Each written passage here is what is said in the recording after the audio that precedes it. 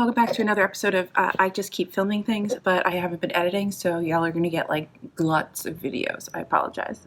Welcome to Holiday Depression.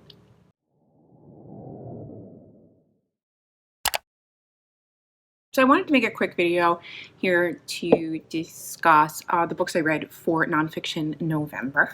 I have been woefully bad at recording like shop your shelves / TBRs and like monthly wrap-ups, because once I get behind in that, it's like my Goodreads. Once I get behind, I'm just flipping behind and like there's no catching up. So we're just gonna do like chunks of books I've read. I've read so many books. I can't spend 40 minutes of my life every month telling you about all the books I read, and then honestly I don't remember half of them because some of them are just really bad. We're going to do condensed versions going forward of things that I feel like I need to share with you. So let's jump into it. We'll start with some business and then we'll move into the books, all of the books that I've read or am reading for Nonfiction November. Is what I'm still working on. Hey, welcome back to the channel. It's Alyssa. I love books. If you feel so inclined, if you are called to do so, please like and subscribe to the channel so you don't miss any videos. You can hit that bell thingy or whatever. I'm really bad at intro. Subscribe, follow. You know what I mean. Shut up, Alyssa. First cup of coffee. I also have a podcast with my friend Naomi. It's called TBR Lowdown. There'll be a link down below. You can listen to it basically anywhere you listen to podcasts. We put out new episodes every Monday. As of recording, we have a really awesome interview with Akili Nazuri from A Black Man Reading. It is a fantastic discussion. We are so shocked, garbage truck. We are so shocked that anybody has even deigned to come on our tiny little podcast and talk to us about books and the world and politics and the power of books. So, check that out. Follow it wherever you follow. I don't really know how podcasts work. I think subscribe, follow, comment, leave reviews, yada, yada. New stuff every Monday. And with that being said, let's actually talk about some books. All right? I actually just have to get one because I don't have it here. Okay, so in cheater fashion, I am filming this on November 29th. A couple things are happening. One, I'm still working on one of the books. And two, we are discussing one of the books as a podcast episode with the beautiful, wonderful, and amazing Jess Owens from Book Community Reads and Book Community. She is amazing, humanoid, and I love her dearly. We love her dearly, and we can't wait to break down one of these books with her. So I'm not going to go crazy about it because you guys can watch that podcast. This will probably come out. I don't know when this will come out, but wherever it comes out, there'll be a link down below to our discussion with Jess. But anyway, without further ado, let's talk about things I read. So we'll start with that Jess book because we can get that sort of off the table real fast, and that is Empire of Pain by Patrick Redden Keefe. This follows the Sackler family, who is this family of just absolute terrible human beings who start as doctors. There's three brothers, they're doctors, and they move into pharmaceuticals. They really don't ever truly practice medicine, and when they do practice medicine, they're only doing it in like the psychological space. Not that to downgrade psychology, because your girl has a lot of mental health issues, and like I love my psychologist. They're not like the other kind of doctor that you think about. They're not like heart surgeons or like, on the floors in the hospital dealing with life or death. They are, in a completely different space. So they end up really heavily going into pharmaceuticals because they can see the benefits of some pharmaceuticals when they are working in a mental health hospital. And it's a wild ass ride. These brothers are terrible. Their children are no better. Their impact on the world is insane because these are the people who created OxyContin. So they are at fault, in my humble opinion, don't sue me, for the opioid crisis and the heroin epidemic that is currently raging throughout America and has been raging for decades now. So yeah, this is like obviously there's a lot of stuff in here. I have tabs that just say like, what the actual fuck. It will make you distrust everything you read in like a newspaper or any article. It's so good. We'll talk about it more in the podcast, but like if you haven't read this or you've been thinking about reading this, or if you're scared about nonfiction, read this book. Just read it. just read it. It's really good. I also read this book called The Psychopath Test, and it's by Ron, I'm going to get his name here, John Ronson. There we go, not Ron Johnson. That is wrong.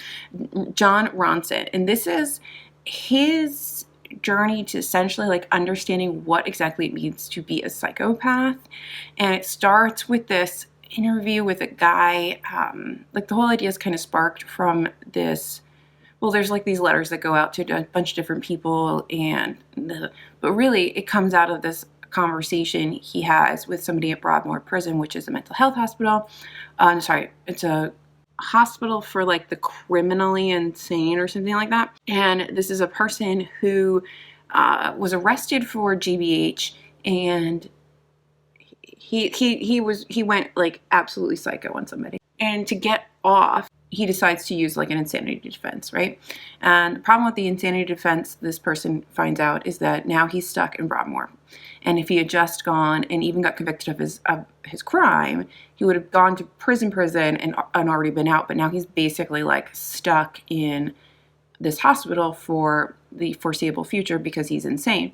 And then how, when somebody's labeled you psychopathic or insane, yada yada, how do you prove that you're not that?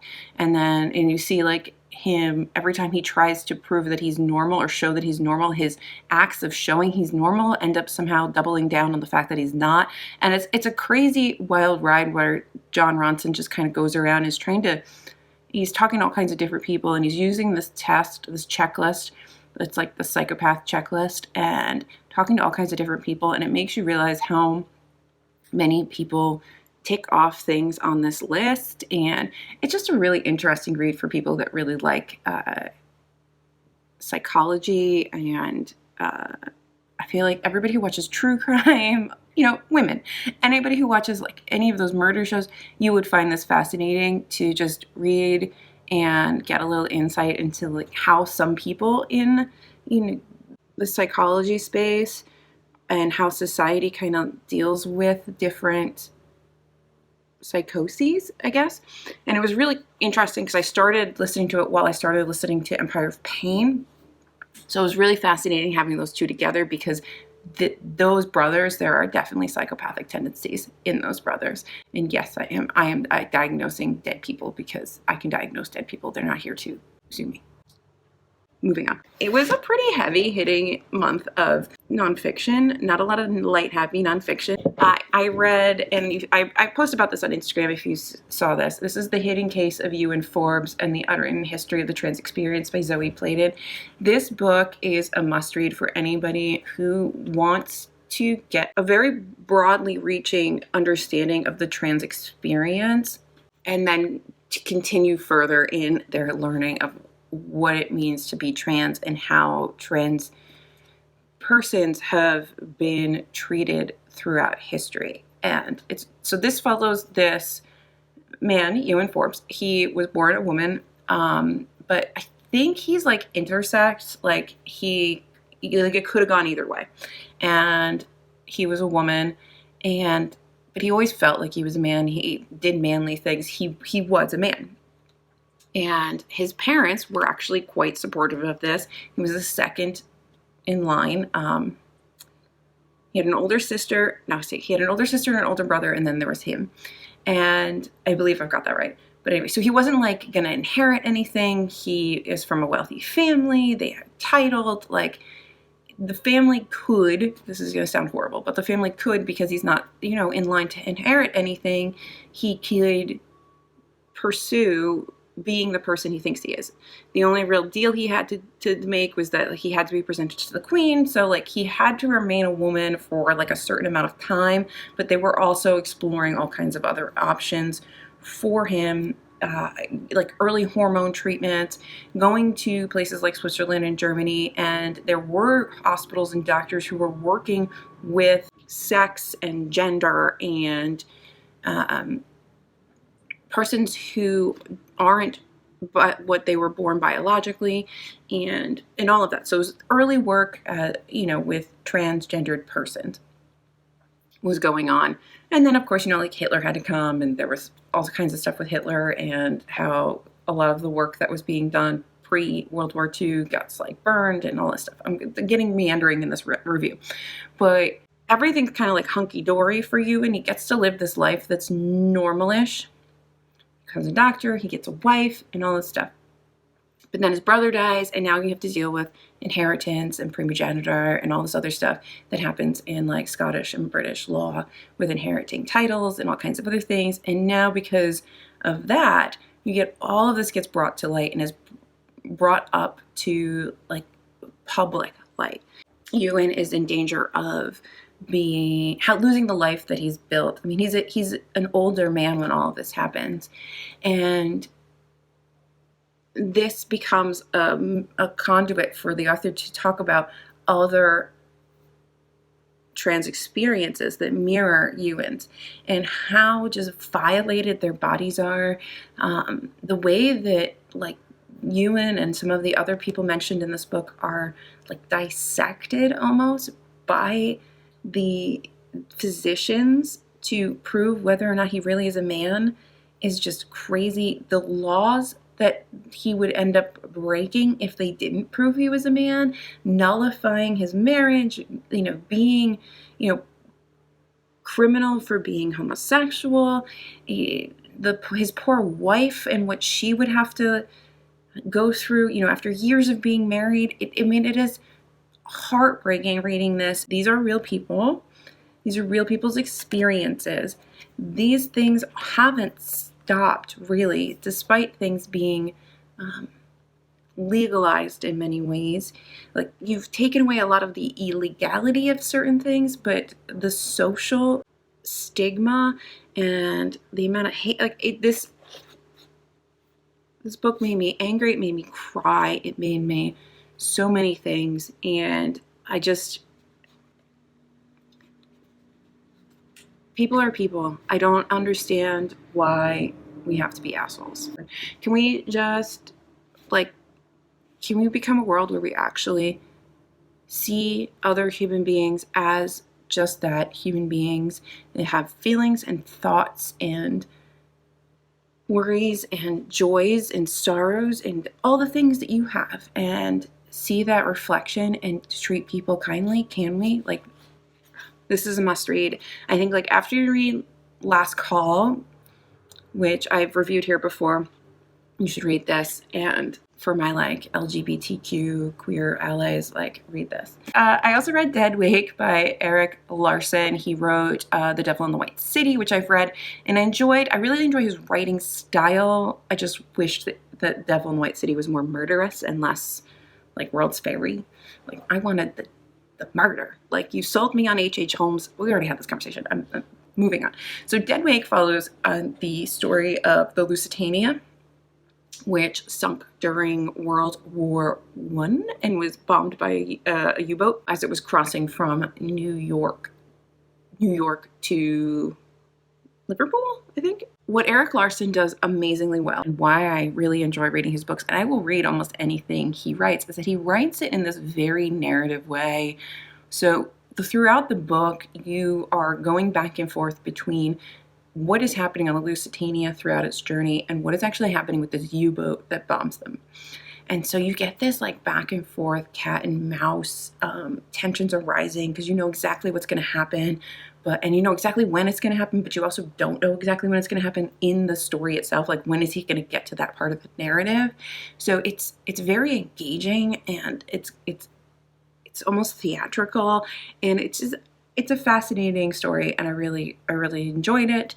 It's just a good, you learn a little something, you have an entertaining ride. It was good narrative nonfiction, and I really enjoyed that. It also made me realize that people who work in submarines are insane. There has to be something, I also am claustrophobic, so I don't understand it to begin with, but I don't get why do you want to be floating around in a tin can underwater where you could just drown at any minute? We are not fish. We are not fish. We are not fish. We can swim. We are not fish. Moving on. So the wonderful, beautiful Jess, in addition to being a booktuber and a dog mom and a just advocate for sunscreen. She is also the host of a nonfiction book club. So their pick this time around, I think it's bi-monthly. This time around, the pick was Braiding Sweetgrass by Robin Wall Kemmer, which is honestly everything I needed when I read it, because this book is absolutely stunning. It is almost like a collection of essays that are intertwined together on Indigenous wisdom, Indigenous experience, environmentalism, social conscience, lessons nature can teach us. It is like a warm hug and an eye-opener, a brain buster. It's amazing. And the audiobook, I will encourage you to read the audiobook, because she narrates the audiobook, so it's really nice to see her inflection and her intonation as she's reading her own words. It's very meditative, and let me see if I can find something to read to you and you can understand why I love this so much. I'll read you just random bits, and you can get a sense of why I love this book. Also, I believe Jess will be doing a discussion at some point. I would love to hear Indigenous creators, authors, booktubers talk about this book and their experience. Anywho, it has been said that people of the modern world suffer a great sadness, a species loneliness, estrangement from the rest of creation. We have built this isolation with our fear, with our arrogance, with our homes brightly lit against the night. Let's find some more. Listening to the rain, time disappears. If time is measured by the period between events, alder drip time is different from maple drip. The forest is textured with different kinds of time, as the surface of the pool is dimpled with different kinds of rain. Fir needles fall with the high frequency hiss of rain. Branches fall with the blink of big drops, and trees fall with a rare but thunderous thud. Rare unless you measure time like a river, and we think of it as simply time, as if it were one thing, as if we understood it. Maybe there is no such thing as time. There are only moments, each with its own story. Listening, standing witness, creates an openness to the world in which the boundaries between us can dissolve in a raindrop. In a colonialist society, the ceremonies that endure are not about land. They're about family and culture, values that are transportable from the old country. Ceremonies for the land no doubt exist there, but it seems they did not survive emigration in any substantial way. I think there is wisdom in regenerating them here, as a means to form bonds with this land. To have agency in this world, ceremonies should be reciprocal, co-creations, organic in nature, in which the community creates ceremony and ceremony creates communities. They should not be cultural appropriations from native peoples. That's just like a couple of the random things I highlighted in here. I absolutely loved this book so much. So I used to spend, it kept making me, how do I say this? It kept making me want to go outside and put my hands in the earth. This is the only house I've ever lived in as an adult where I haven't had a kitchen garden. And I keep meaning to make one, and keep meaning to make one, and keep meaning to make one, because I want to make it nice. I want to make it big. I want to make it perfect. And because I want it to be all these things I'm not doing. I'm just planning and thinking and planning and thinking and planning and thinking. And it was like, no, Alyssa, you got to get back out there, because there's so much bounty that comes from the earth. There was so much joy that I got out of planting a seed and seeing it grow. Planting a seed, seeing it grow, and being able to feed myself. Planting a seed, seeing it grow, being able to feed myself and give to others with my excess. Talking to my plants in the morning. There was so much joy that came out of that is lost. And I feel like we're all, especially right now, while we're watching fires in our oceans and our family members die and being stuck inside and not having human contact, and maybe not even having outdoor contact. We're not doing and moving throughout the world the way we used to. I feel like there's this need, even more now than ever before, to get out and put our hands in earth, to get out and listen to the rain, to get out and smell the wondrous smells of, damp leaves and cedar and pine, because all those things center us and make us connected to the greater universe, I guess. I don't know how I'm not an eloquent human being. You've been here long enough. I'm not eloquent, but there's something about it that like makes you connected. And once you get connected to the environment around you, it makes you more connected to the people and the things that live in that environment, and then you care more, and then it just keeps building on. So this book, I'm gonna need to read it several more times. There's a few random just like thought essays I want to write about snippets of what's discussed here, because it made me think about other things and ways to apply this as lessons. I also want to get her book. What's it called? It is called Gathering Moss, because I just love the way she writes. My only real critique of Braiding Sweetgrass is that I want it to also be illustrated. Like I feel like a field guide, almost like an old botanical journal. I feel like it would be like if somebody ever made a special edition of this, that would be stunning to fill it in with just, you know, little drawings of whatever she's talking about, like the trillium and, you know, whatever. So like the old cedars, and just to add that visual experience along with everything else. Love this book. Huge thank you to Jess for starting a nonfiction book club, and for then therefore introducing me to this and having me read it, because this was gorgeous. If you know of any books, any more books that give you this feeling, if you've read this and there's any more books that give you this feeling, I want to read them. So tell me down below. And then the book that I'm working on and that I hope to finish tomorrow, tomorrow's the last day of November, is just to totally switch gears from Braiding Sweetgrass, is House of Gucci. I was sent this by William Morrow. Yeah, William Morrow. And I don't know where I am. I think I'm like 25% through. I've been listening while doing things like driving and whatnot, so I should be able to finish it tomorrow. It's pretty like quick. Like there's a lot going on, and I don't really care. It's just a lot of family drama. I mean, I care, but it's more like, it's not like this where I'm like deeply invested into it, or even like the other, you know, any of the other books that I've been reading. This is more like just, I'm here for the ride. I want to hear about a bunch of drama and like insanity. This is about the House of Gucci. The amount of people that are named like Gucci-o Gucci, like why is everybody named like a week? Like it just sounds funny to me, but I'm probably insulting somebody, but some of the names are funny to me.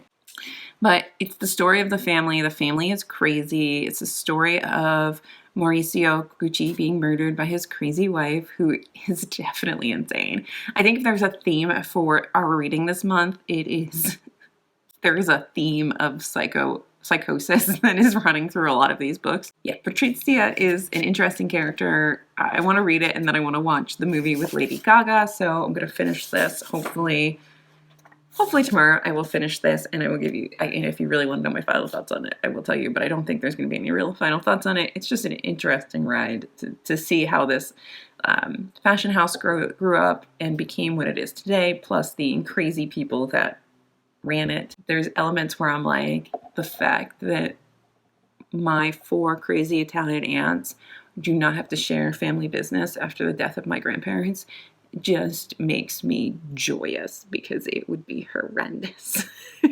So those are the things I'm thinking while I read this.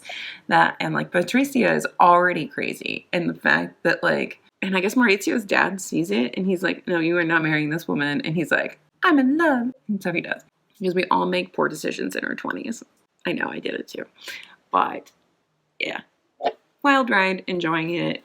It's kind of like a nice break from a lot of the other like big brain stuff I feel like I read this month, or like more intellectually engaging stuff I read this month for nonfiction. So that's everything that I read this month. Let me know what you read for Nonfiction November, if you read anything nonfiction at all. I'm always looking for good recommendations. Make sure that you follow the podcast to see our breakdown of Empire of Pain. Make sure you're following Jess Owens so you can see her discussion of Braiding Sweetgrass. And make sure you're following me. Subscribe to the channel. Give this a like if you feel so moved to do so. Is that English? No. And if you've made it this far, thank you. Leave down below Gucci, and I will say hello. I'm asking you to leave so many comments. Just leave all the comments. What are you reading? Leave Gucci. Tell me what to read, since I love Braiding Sweetgrass. Anyway, I'm going to get out of here. Thank you guys so much for watching. I'll see you guys in my next video, whatever it may be, because it's my channel and I can do whatever I want.